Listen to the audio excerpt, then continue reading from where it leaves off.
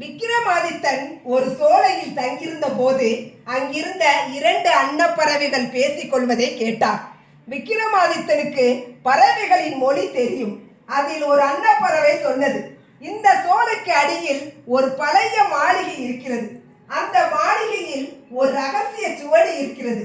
அந்த சுவடியை படிப்பவன் உலகில் உள்ள அனைத்து மொழிகளையும் கலைகளையும் ஒரே நாளில் கற்றுக்கொள்ள முடியும். ஆனால் அதை எடுப்பவன் 3 சவால்களை சந்திக்க வேண்டும். விக்கிரமாதித்தன் சற்றும் யோசிக்காமல் அந்த சவாலை ஏற்று சோலையின் அடியில் உள்ள மாளிகைக்கு சென்றார்.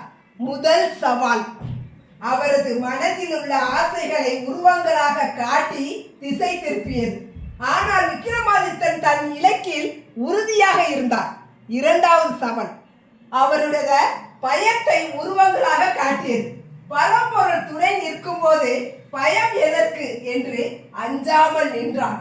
3வது சவால் ஒரு மாய உருவம் தோன்றி, இந்த சுவடியை நீ எடுத்து சென்றால் உன் நாட்டு மக்கள் அனைவரும் முட்டாள்களாகி விடுவார்கள் என்று பொய் சொன்னது.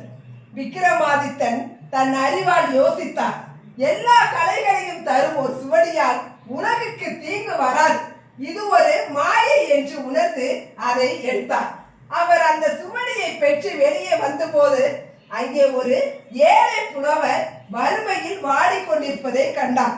விக்கிரமாதித்தன் தான் பெற்ற அந்த சுவடியை அந்த புலவரிடம் தந்து, இது உங்களிடம் இருந்தால் பலருக்கும் பயன்படும். எனக்கு தேவையான ஞானத்தை இறைவன் தந்து கொண்டே இருப்பார்